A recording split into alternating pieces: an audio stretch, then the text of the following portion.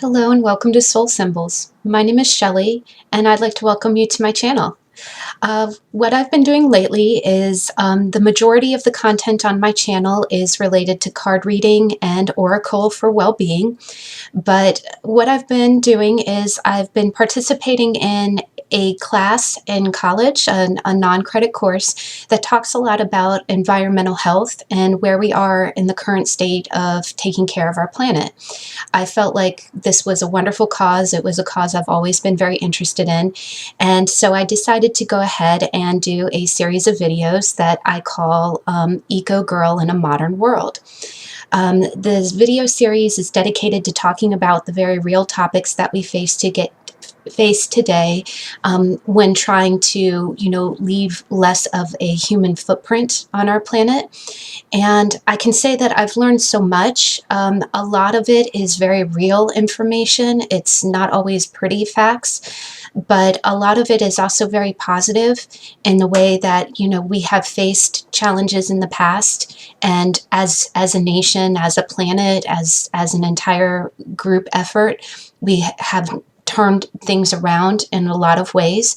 So I do believe that with that, the effort starts on a very small scale. It starts with you and me, and every little bit helps. So today's topic that I wanted to talk about was one of my favorites. Today we're going to talk about recycling. And recycling is very near and dear to my heart. I've done it for a very long time. And but one thing that I always like to say, especially in this series, is that right off the bat, I always declare I am a total hypocrite in my daily habits. I'm not a perfect person when it comes to this. Like I'm nowhere near to being zero trash the way that I would like to be. But through learning and knowing how things work, which is a lot of science and it's a lot of common sense, and then it's a lot of habit and changing of habit. I can say that I've learned a lot of things. I've recycled for years, and then just recently I've learned new things that I never knew before. So to jump right into it, I'm going to touch back a little bit. The first video that I did was called Fossil Fuels, and so I'm just going to reiterate a little bit of that video just because it's important to know that information before we get into the recycling part. And basically, fossil fuels is what creates all of our plastics. And what we have to remember is that before the 50s, not even that long ago, less than 70 years ago, there was not half as much plastic as we see today. The plastic is everywhere. It's in everything that we touch. It touches our food. It touches our lives. It's embedded in our lives. And honestly, plastic it's quite a miracle in the fact that we discovered how it could benefit us. But of course, anything that we create, we have to learn how to decreate or learn how it goes back into the earth. But to understand it better, we do have to understand the science. And you hear it in the news all the time. We talk about fossil fuels. And fossil fuels are basically our great ancestors buried deep in the earth. It is marine life and plant life.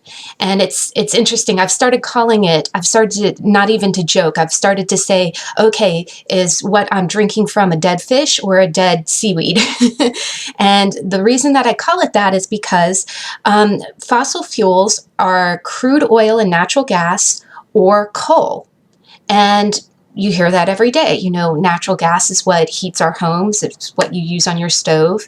If you don't have electricity, if you don't use electric stoves. And then, natural crude oil fuels our cars and it fuels our heaters. And what it does is that, those two elements, all of those elements come from millennia old dead fish or plants. And what's interesting is that, millennia ago, if a seaweed died, a plant died, which is very what you see now with phytoplankton. It's the same process of living and dying. And all of those ancient plants what they would do is sink to the bottom of the ocean, and they passed away, and then they were layered in sediment. And then after heat and pressure and time and eruptions, they became just like coal becomes a diamond under pressure, these plants, these remains of the plants became coal. Now, the marine life, like any dead fish, turtles, you could go to the Museum of Natural History at the Smithsonian or any museum and see those real, what they call terabytes, or it's really ancient living sea life, ancient fish. And they went through the same process. They lived, they died, they got compressurized into the ground, and there was a lot more ocean back then. It was before the ice caps, so long ago. And then they became crude oil and natural gas, right? And so, we learned, in the 1700s, we learned that burning coal can power things. We learned that pulling gas, so crude oil, can power things. And then, of course, we got smart enough to say, oh, how can we turn this into something else? And we turned it into plastic.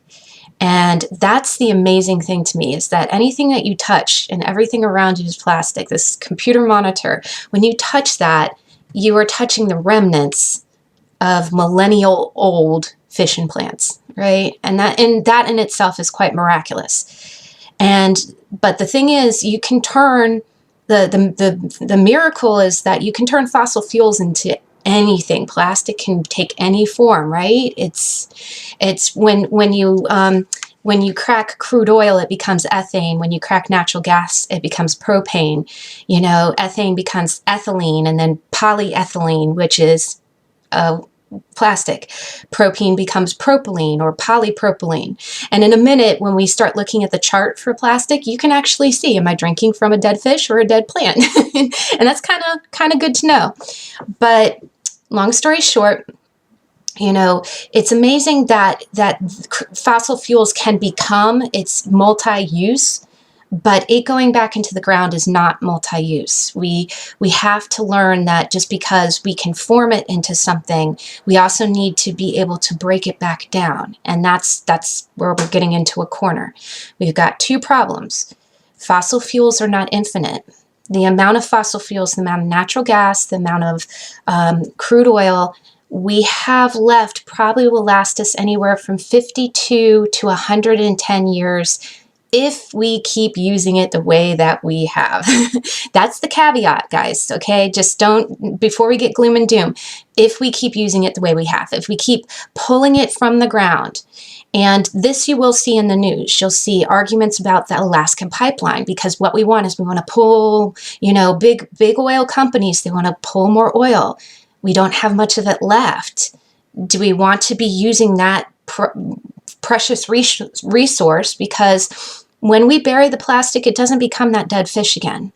Plastic, on average, biodegrades, actually goes back into the ground anywhere from 70 to 450 years. Now, plastic can be recycled about 7 to 9 times, but this is where we'll get into a hard fact, and then we'll get into the solutions. It can be recycled 7 to 9 times, but how often do we just throw it away? And even after you recycle plastic once, it degrades a lot, meaning that even after you recycle it, only about 40 or 50% actually can go into something new. And you can test this too. If you've ever looked at a container, it'll say 40% recycled plastic or 50% recycled paper, because it can't be 100%. Recycling has its flaws. So again, moving forward, and as we go through this conversation, we're going to talk about things that we can do differently, because we need to get off fossil fuels. We need to get off them yesterday, right? No more drinking out of a dead fish, no more drinking out of a dead plant, because that plastic is not going to go back to being what it was in the beginning, because we modified it. So the solution: reduce, reuse, recycle. And let's get to the recycling part. So we've talked about the tough part. Let's go ahead and talk about what's good about recycling. Now, what's good about recycling is that a lot of the country has gotten on board with it, which is great. In the 80s and the 90s, we really just threw everything away, which is really not good, not good. There's several articles and some very famous publications that you'll probably see very soon that will, and again, when it comes to the news, there's a saying, if it bleeds, it leads. It wants to shock you. It wants to scare you because it gets your attention that way. But I'm definitely all about positive reinforcement. I don't want to believe that we're in a dystopian, or that we're going to have a dystopian future in 50 years. We did in the 80s have a carbon crisis with the air quality, and we turned that around as a planet. All of the nations got together and said, okay, no more chloroform, no more CFCs. And we reversed ozone pollution. We did a good job with that. We're still working on that. We can do the same with plastic. We can get out of the hole that we got ourselves into. The other thing that you also have to remember is that this is not any one generation's fault. A lot of times people thought, oh, if it's coming from a fossil fuel, that came from the earth, that'll go back into the earth. And it really is kind of a proof in the pudding kind of thing. It's like, when has any technology not had its trial and error? Right? And usually humans, we made it, so therefore we are the test subjects for it, right? So, but we really do not want to pass this problem on to future generations. So, as time went on, I think we did get wise. We started to see that our landfills were starting to become 40% plastic. And of that 40% plastic, it was mostly food containers, straws, which we are talking about in a minute, and just a lot of, single-use things that were hard plastic and not recyclable.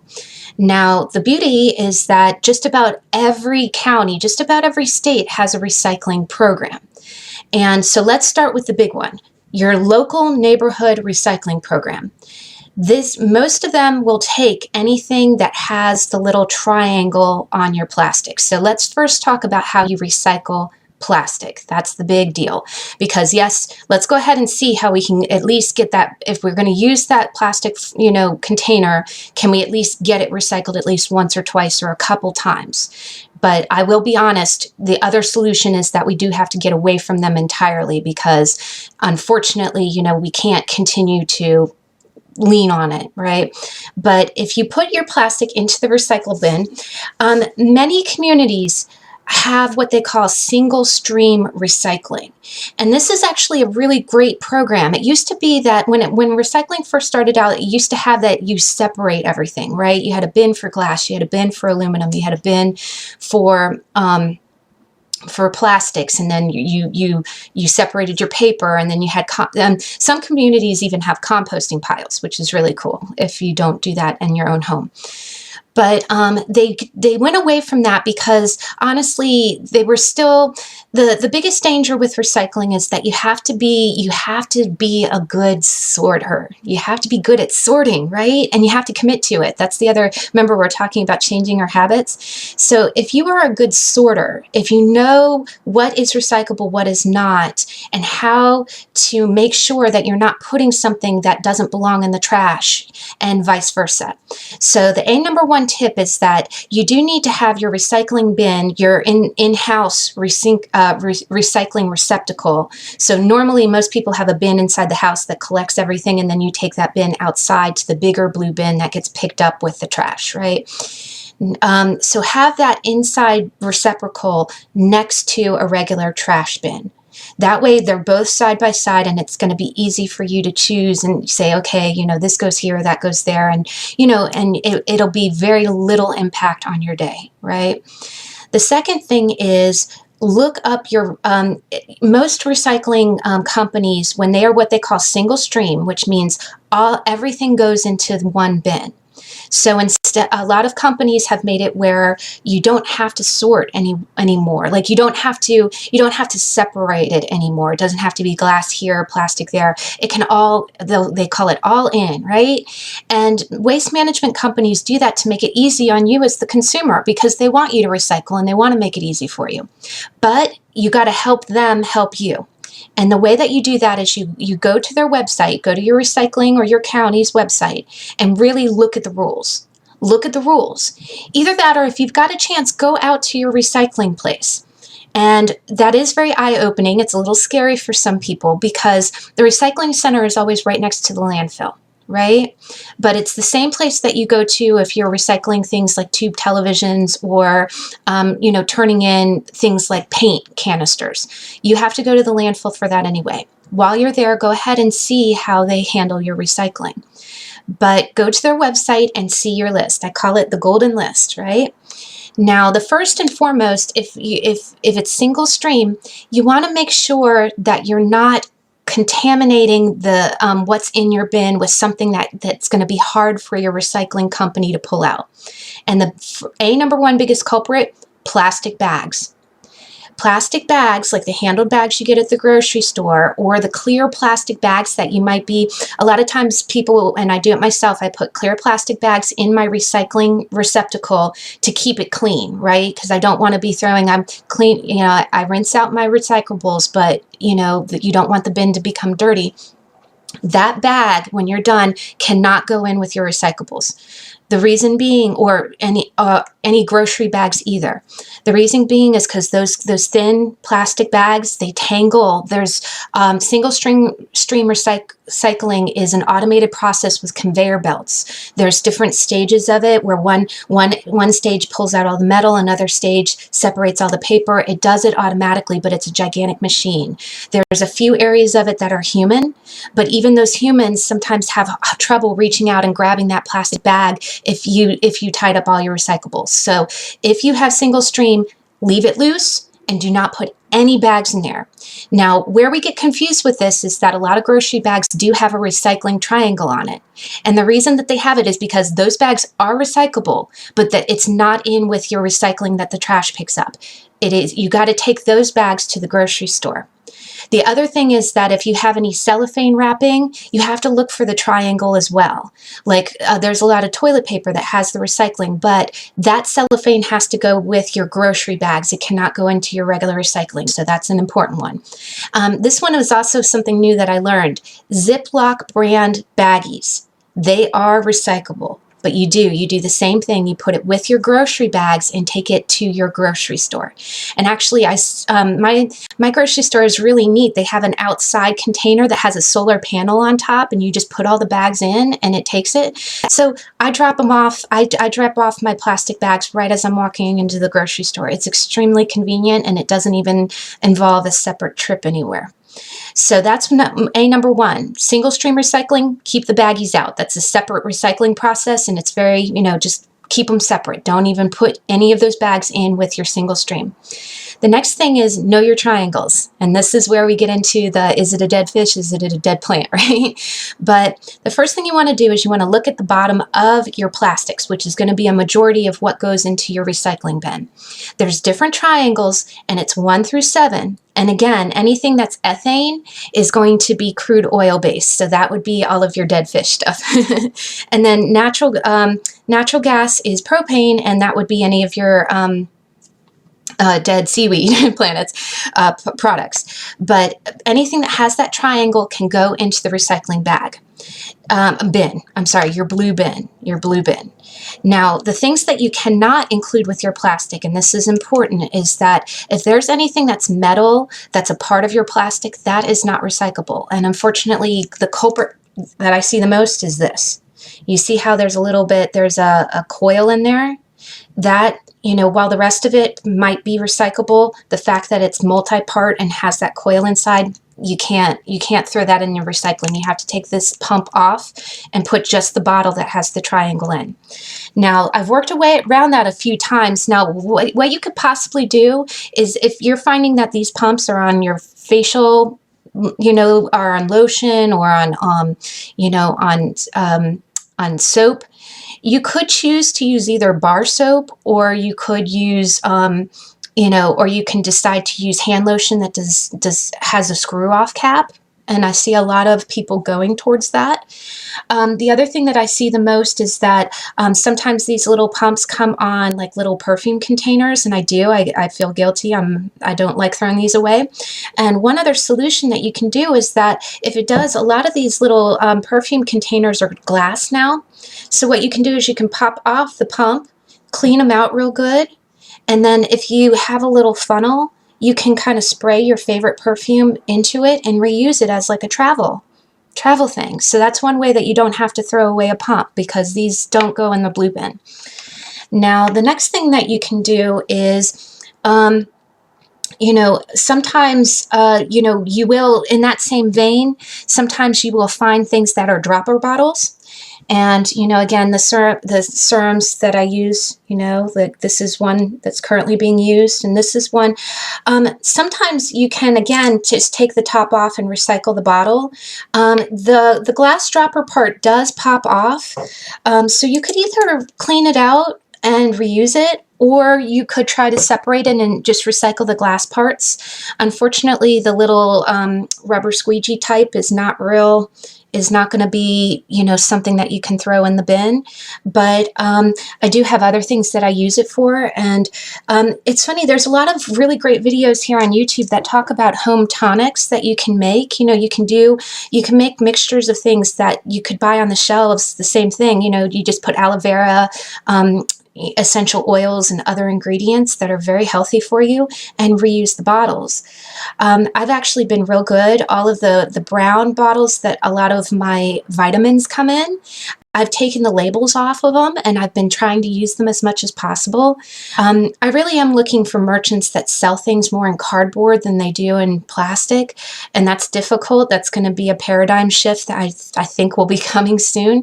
But I definitely try to reuse the glass as much as possible, because, and believe it or not, it looks really nice. I like seeing the straight glass without all the labels. It looks really neat, and I'll even show you a picture of my of my vitamin shelf. It looks better that way, I think.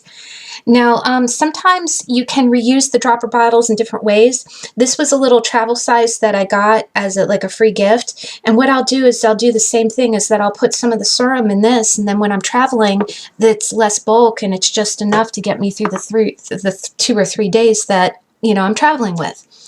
Now, the other thing about recycling, glass is fine, as long as it's not tempered glass. It can't be a Pyrex dish or anything that has plastic in it, because tempered means that it's been treated to not break. And unfortunately, that the golden rule with recycling is just like with the pumps. If there are any cross of anything, if you've got plastic mixed with metal, or if you've got, plastic mixed with glass, like drinking glasses or Pyrex dishes, unfortunately cannot go into your single bin recycling. Now, aluminum is our friend. Aluminum is so amazing because, believe it or not, there was patents done at the turn of the century for aluminum cans, and also tin cans. I'm sorry, tin was patented at the beginning of the century of the 1900s. But it's interesting, tin is, there's a lot more of it in the planet, but aluminum at first was very difficult to mine. It was, it made up a certain amount of the Earth's crust. It was a good majority. It was like easy, there was an abundance of it, but it was difficult to mine until we got a little bit more evolved. And now it is just infinite recyclable, just like glass. There's no limit on the number of times aluminum can be recycled. So if you're drinking your soda out of aluminum can, if any beverage that you have out of aluminum can, and there's actually a really great video here on YouTube too. I don't know if I can share the link, but that talks about how aluminum is recycled, and it's really quite neat. It's exciting, and that again, that gives me a lot of hope. That is something that is reused all the time, and it doesn't have that limit the way plastic does. So aluminum cups, aluminum containers would actually be a very good bet. Now, the only thing with tin cans, because you do still see tin cans, is that like soup cans, when you open up that soup, there are some cans that you see that have a lining of plastic. If it's lined with plastic, unfortunately, that tin can is not recyclable. So you do want to be careful with that. But glass, aluminum, plastic, all in. Throw it in loose in your blue bin. Also, cardboard, magazines, and newspapers. Newspapers do have a limit on the number of times they can be recycled. I think it's like 5 to 7, but still that's better than, it's better than not at all. And you can check that too when you look at your cereal boxes, or you look at the box that you're using. It usually says like 50 to 60% recycled paper. I'm seeing a lot of more greeting cards that say that too. So I think that's very positive, and that's from the effort of you doing your due diligence with your recycling. Now, you will see that when you look at a graph, usually the recycling numbers for the little triangles of plastic go from 1 to like 7. 7 usually indicates other, like the little triangle for plastic that says 7. Now, there's a new factor that's been going on, is that there is a number 7 plastic that is called PLA. It is polylactic acid. And guess what that is, guys? Those are the new bioplastics that you are seeing. What it is it's plastic that's made from plant oil, particularly corn. So, so you'll see an influx of that, and it feels and looks just like regular plastic, and that's really exciting. Now, there are pros and cons to that type of plastic. The first pro is that it doesn't use fossil fuels. And that's excellent. We don't want to be using any more of that finite resource just for plastics, right? And the other pro about it is that it can be recycled. Now, the con of it is that it says that it's biodegradable, or it says that it's compostable. Like when you read on it, it'll say bioplastic, compostable. But if you read the fine print, what it's saying is it says that it is compostable at a facility degree of heat. And what that means, it means it's compostable if you throw it in a landfill, because a landfill is heated to 60 degrees Celsius. And I'll go ahead and put up what 60 degrees Celsius equates to in Fahrenheit. I know my state is felt that way in the summer, but I know it's not really that hot. It's really freaking hot. But long story short, it's not the kind of compostable that you think. Like, you can't shred it up and put it on your flower bed and expect it to biodegrade in a year. That's not how the bioplastic works, unfortunately. It has to be heated up to a certain grade. And now, the other con that we're running into is that even though it's biodegradable, it is made of biological ingredients. The problem is that aside from it having to be like super melted in order for it to biodegrade, they are starting to do initial tests that show that it's not going back into the ground as fast as they thought that it would. Because of course, when they created it, we thought it would do this. We thought that with the dead fish and dead seaweed plastic, that's fossil fuels, we thought it would just go right back. It doesn't work that way, and you can't just throw it away.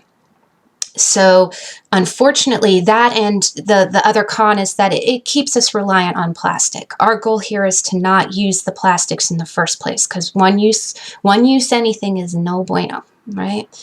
But, the other good side of it is that the bioplastics, the number 7 PLA or polylactic, you can put it in the recycle bin. Now, the dilemma that they're running into is that when these bioplastics get to the recycling center, they have to be collected and shipped to a different facility. It's what they call an after facility. So it's not recycled at your typical recycling plant. It has to go to a different place, because the problem is that bioplastics cannot be processed with fossil fuel plastics. It affects the quality of them. And again, in order for them to be reused, we have to really kind of keep them processed in their own separate ways, because they are different animals. But what you would do is that, that perception, oh, it's compostable, makes us want to throw it right in the trash, and that's really contributing to the problem. So here's my public service announcement. If you see something that is number 7 plastic, PLA or bioplastic, it'll say compostable on it, and It's trying to make us feel like we're being green, and honestly, you're not being green. It's just putting it in a landfill for a different time frame, right? Just know that we don't know how long those plastics don't biodegrade fast. They have to be heated up. They are recyclable.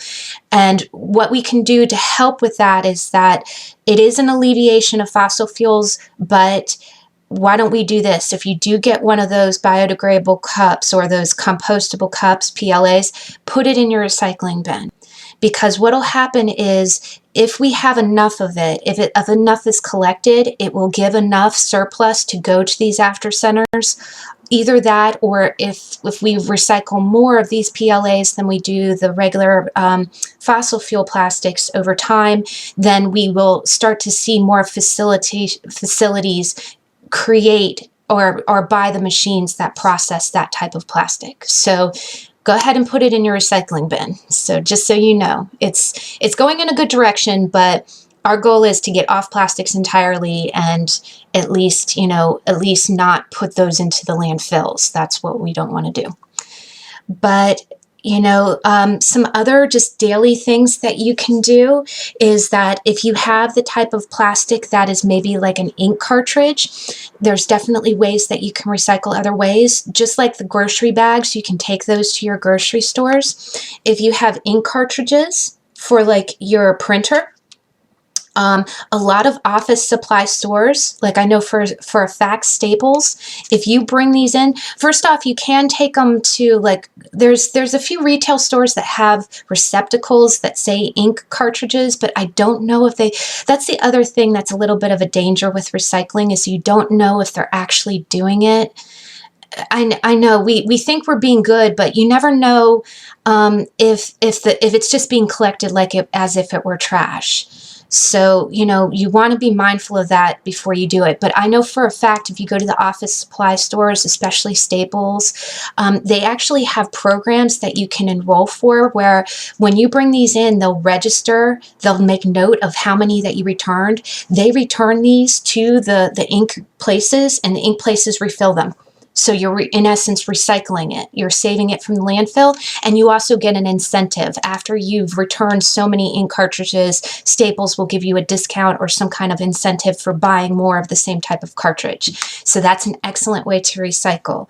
The next thing that you would really want to be an advocate for is you want to be aware in your household. You really want to help people understand what you can put in the blue bin and what you cannot put in the blue bin.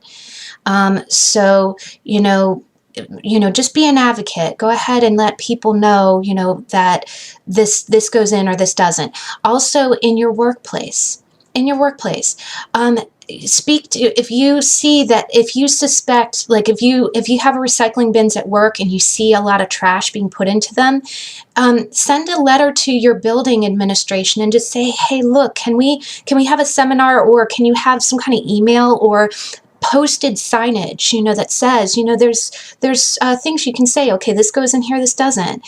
And then also really follow up that that when the recycling's collected, that it is actually going to the recycling center and not just being thrown in the trash. Because I promise you, we do a lot of things to make ourselves feel better because we want to think that we're doing good. But, the first step is that we have to really know. We can't allow ourselves to be blind. We just throw it in the bin and forget about it. We do want to do a little bit of follow-up to make sure that it's going where it needs to go, right? And then, last but not least, one of the coolest things that you can do is you can upcycle, which is a form of recycling, which is if you can't repurpose it, if you can't reuse it the same way that the plastic was formed or the glass was formed, reimagine it. And that's another thing that's great for here on YouTube, and you see it on social media all the time. You see people do really creative things, right? A lot of times at holidays for birthdays, I know I like to sew for holidays and birthdays. You can create gift bags that are cloth that are reusable instead of using wrapping paper. You can use ribbons that are reusable instead of bows that you would throw away. As you've seen, I reuse I showed you how I reuse my vitamins containers. I had some crystal glasses that I really didn't want to recycle, and I turned them into planters for some succulents. I hope they live. I'm a little bad with succulents, so I'm hoping. Wish me luck. I don't have that much of a green thumb. My regular house plants, like Bob, he's good because he's a hardy plant. He's always been very low maintenance, but yeah. But you can do things like that. You can use mugs. I use a lot of mugs for holding things, like holding bags or holding cotton balls or just toiletries.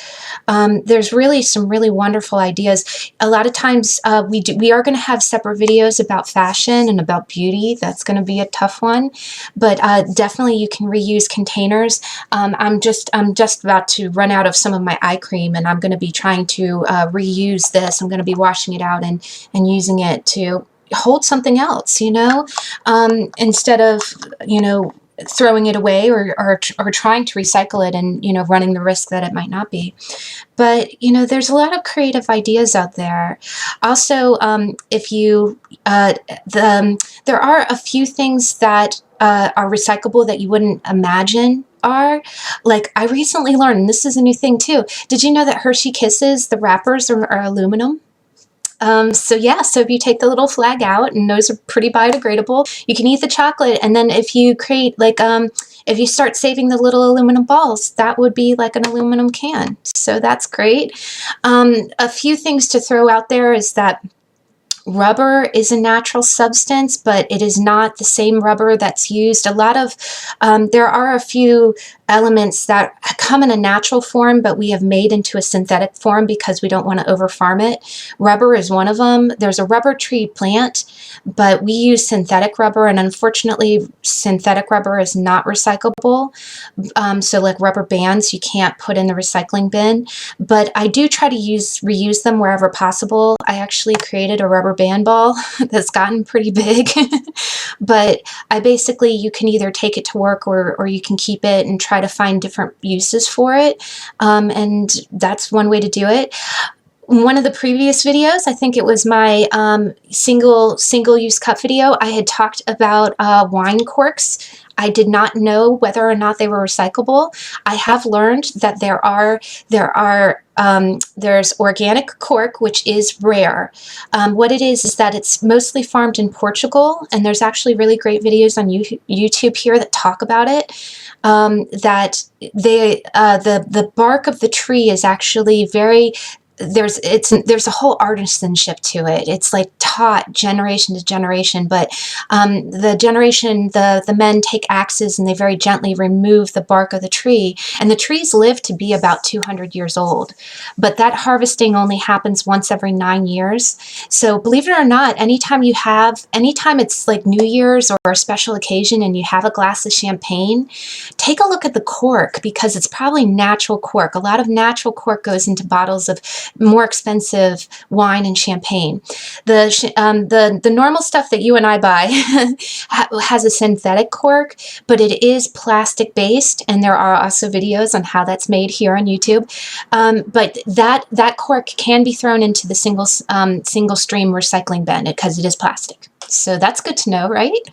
So, and again, I've learned all these little things. So definitely we're going to be talking about food and how to prep and how to, cut down on these things.